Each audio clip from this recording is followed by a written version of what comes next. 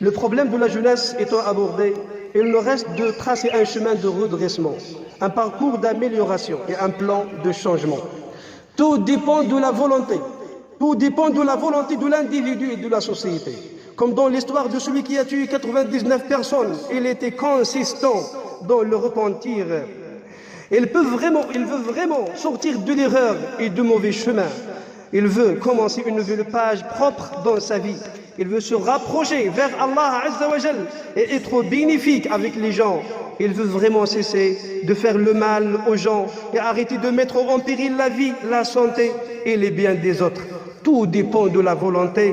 Plus la volonté est correcte et bonne, le projet prendra un bon commencement. Plus la bonne volonté continue avec la personne, tout au long de ce chemin, il réalisa son objectif dans le temps prédéfini. C'est la volonté de se repentir et de revenir à Allah Azza wa Jal que plusieurs facteurs peuvent la stimuler et la provoquer. Ô toi le musulman qui croit en Allah et que Allah détient son âme par sa main, n'as-tu pas observé la grandeur d'Allah et son autorité absolue sur toi?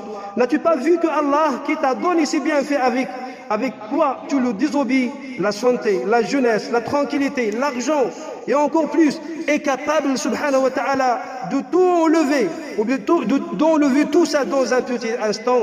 N'as-tu pas entendu la parole d'Allah qui t'interpelle pour revenir à lui, pour que ton cœur s'humilie, alors que c'est lui le puissant, que ton repentir ne lui profitera en rien? Il t'appelle jour et nuit, ô toi le petit, pour que tu reviens et tu arrêtes tes péchés et tes injustices. Allah le plus haut dit, le moment n'est-il pas venu pour ceux qui ont cru, que leur cœur s'humilie à la vocation d'Allah, s'humilie à l'évocation d'Allah et devant ce qui est descendu de la vérité, Al-Qur'an.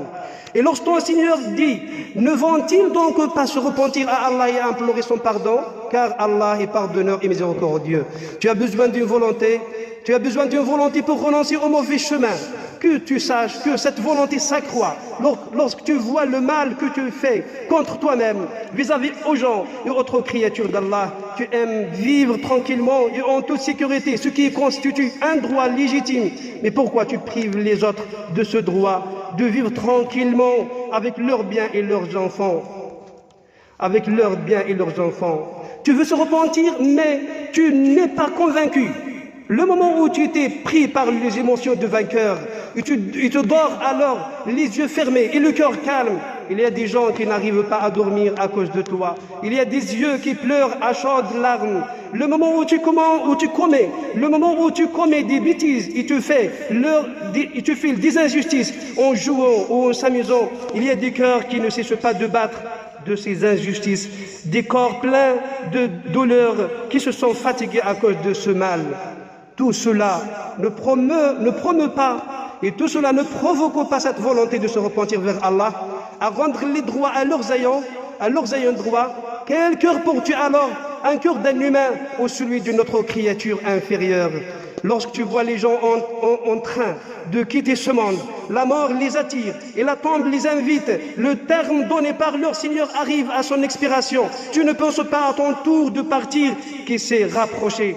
Combien de jeunes nous ont quittés? Combien de gens en bonne santé ont laissé derrière eux leur fortune et leur plaisir? Sache que le temps et que le tort viendra à toi. Constitue alors ta volonté de se repentir, de revenir à Allah, car en l'absence d'une bonne volonté, rien ne marche. Il n'y aura pas aussi un chemin vers Allah Azza wa Jal. نسأل الله تبارك وتعالى أن يجعلنا ممن يستمعون القول فيتبعون أحسنه من الذين هداهم الله إنه ولي ذلك والقادر عليه.